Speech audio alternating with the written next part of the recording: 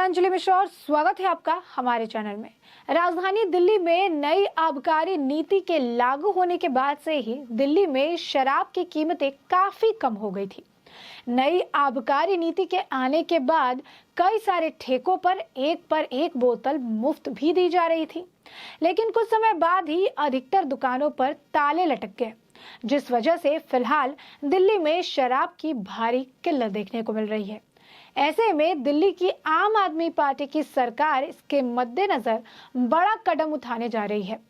देश की राजधानी दिल्ली में 1 अगस्त से शराब की निजी दुकानों के बंद होने के शराब की किल्लत के मद्देनजर अरविंद केजरीवाल की सरकार नई आबकारी नीति को 1 महीने बढ़ाने पर विचार कर रही है।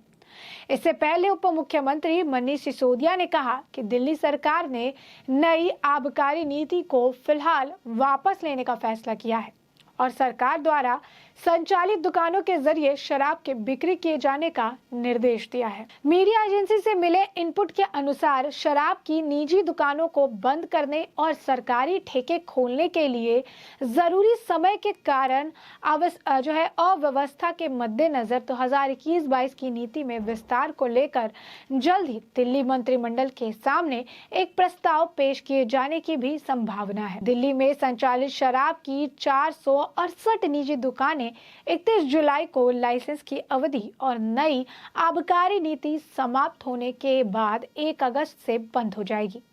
आबकारी नीति के बदलने की घोषणा के बाद निजी तौर पर संचालित शराब की दुकानों ने शनिवार को अपने स्टॉक को खत्म करने के लिए एक खरीद 2 मुफ्त पाए जैसी ऑफर भी दे दिए, जिस वजह से ऐसी दुकानों का शराब खरीदने वालों की लंबी कतारें भी देखने के लिए मिल रही है। नई नीति के समाप्त होने के साथ शहर में निजी तौर पर संचालित शराब की दुकानों के अलावा होटल, क्लब और बार वाले रेस्तरां तथा थोक संचालन के लिए जारी किए गए उत्पाद लाइसेंस भी बेकार हो जाएंगे। इससे पहले दिल्ली के उप मुख्यमंत्री मनीष सिसोदिया ने कहा कि दिल्ली सरकार ने नई आबकारी नीति वापस ले ली है और केवल सरकारी दुकानों में शराब बेचने का निर्देश दिया गया है। उन्होंने कहा कि मुख्य सचिव से यह सुनिश्चित करने के लिए कहा गया कि सरकारी शराब की दुकानों के खुलने से पहले इस अवधि में शहर में कोई अव्यवस्था ना हो और साथ ही अवैध शराब की बिक्री पर भी लगाम लगे। शराबबंदी वाले भारतीय जनता पार्टी शासित राज्य गुजरात में बीते सप्ताह जहरीली शराब दर्जनों लोगों की मौत होने के मामले में राजनीतिक भी तेज हो गई। गुजरात में इस साल के अंत में होने वाले विधानसभा चुनाव को देखते हुए आम आदमी पार्टी के राष्ट्रीय संयोजक अरविंद केजरीवाल और कांग्रेस नेता राहुल गांधी ने भाजपा को घेरना शुरू कर दिया। केजरीवाल भाजपा पर शराब माफियाओं को राजनीतिक संरक्षण देने का आरोप लगा रही है। वहीं भाजपा सांसद मनोज तिवारी ने शनिवार को अरविंद केजरीवाल के आरोपों पर पलटवार करते हुए उन पर ही साजिश रचने का शक जताया। मनोज तिवारी ने एक न्यूज चैनल से बात करते हुए कहा कि गुजरात एक ड्राई स्टेट है, वहां जहरीली शराब पीने से हादसा तब हुआ जब वहां पर अरविंद केजरीवाल के चरण पड़े। उन्होंने कहा कि केजरीवाल और उनका गैंग इतना गिरा हुआ साजिश करता है कि कहीं इसी ने तो जहरीली शराब नहीं परोसी, इसकी जांच होनी चाहिए। दरअसल गुजरात के बोटाद जिले में कथित तौर पर जहरीली शराब पीने से 42 लोगों ने अपनी जान गंवा दी थी और करीब 100 लोग बीमार हो गए। पुलिस इस मामले में मुख्य आरोपी समेत लोगों को शराब बेचने वाले 15 आरोपी को गिरफ्तार कर चुकी है। गृह राज्य मंत्री हर्ष संघवी ने बुधवार को लेकर इसे कहा था कि पुलिस 10 दिनों में मामले में चार्जशीट दाखिल करेगी और मामला फास्ट ट्रैक कोर्ट में चला जाएगा। इसके साथ ही सरकार इस मामले में एक विशेष लोक अभियोजक भी नियुक्त करेगी। बोटाद और अहमदाबाद पुलिस ने इस संबंध में भारतीय दंड संहिता आईपीसी की धारा 302, 328 और 120 बी के तहत लगभग 20 लोगों के खिलाफ 3 एफआईआर दर्ज की थी। मामले के संबंध में अब तक कम से कम 15 लोगों को गिरफ्तार किया जा चुका है।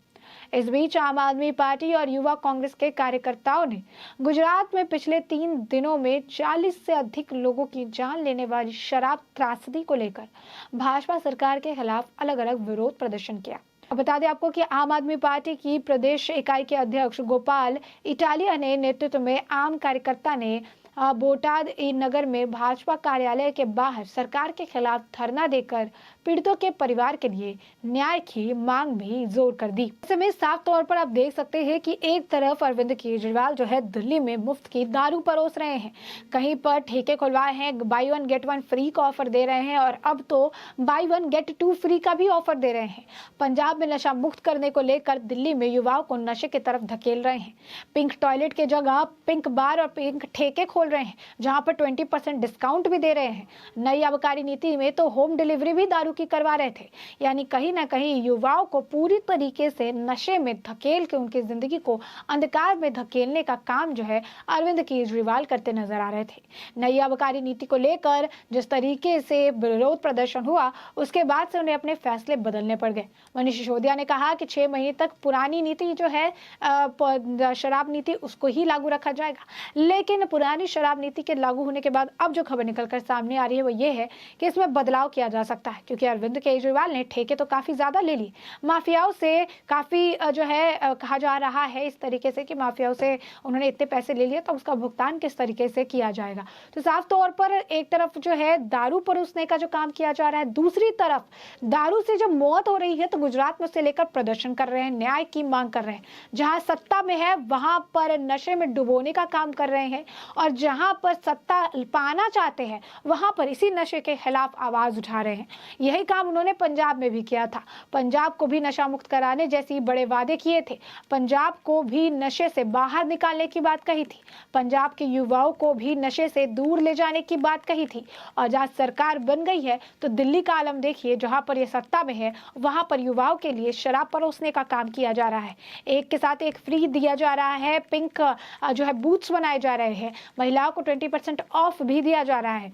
तो किस तरीके से ये जो इनका डबल स्टैंडर्ड का राजनीति है इसको देखने के लिए मिलता है। ये डबल स्टैंडर्ड की राजनीति जो है अब जनता के सामने बेनकाब होती नजर आ रही है। तो साफ तौर पर अब नई जो आबकारी नीति है उसके लागू होने के बाद से अब दिल्ली में शराब की कीमतें जो है काफी कम हो गई है। नई आबकारी नीति के आने के बाद कई सारे ठेकों पर भी ताला लग गया है और यहाँ पर जो है एक बोतल मुफ्त भी दी जा रही है, लेकिन कुछ समय बाद से जो है अधिकतर दुकानों पर ताले लटक गए। अब दिल्ली में शराब की भारी किल्लत भी है। ऐसे में दिल्ली की आम आदमी पार्टी की सरकार बड़ा कदम उठाने जा रही है और देश की राजधानी दिल्ली में 1 अगस्त से शराब की निजी दुकानों को बंद होने से शराब की जो किल्लत के मद्देनजर केजरीवाल सरकार जो है अब नई आबकारी नीति को 1 महीने बढ़ाने पर भी विचार कर रही है।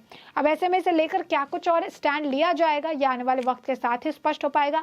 मनोज तिवारी का कहना है कि जब से अरविंद केजरीवाल के पांव गुजरात में पड़े तब से वहां पर शराब की वजह से लोगों की मौतें होने लगी और इसमें लेकर केजरीवाल के रोल की और उनके जो गैंग है उसके रोल की जांच भी होनी चाहिए। तो ऐसे में हमने आपको ये पूरा मामला बड़े विस्तार से बताया कि ये पूरा मुद्दा क्या था और अब इस पूरे मुद्दे पर आपकी जो राय हो हमें कमेंट सेक्शन में कमेंट करके जरूर साझा करें।